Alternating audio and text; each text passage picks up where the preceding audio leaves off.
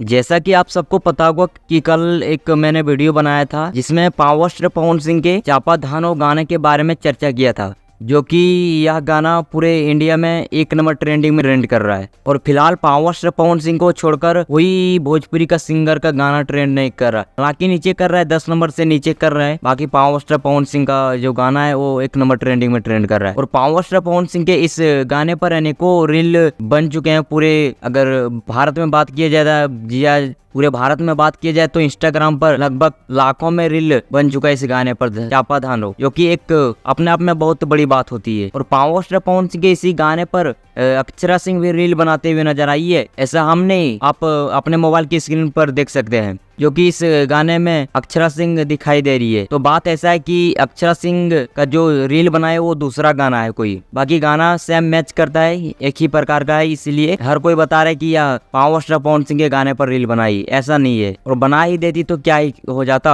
आप हमें कमेंट में बताइए कि अगर पावर स्टार पवन सिंह के इस गाने पर अक्षरा सिंह रील बना देती तो क्या होता। कमेंट में अपना कीमती राय जरूर बताइए। बाकी आप लोगों को यह गाना कैसा लगा अपना राय बताइए। बाकी मैं मिलूंगा किसी और नए वीडियो, तब तक के लिए जय हिंद, वंदे मातरम।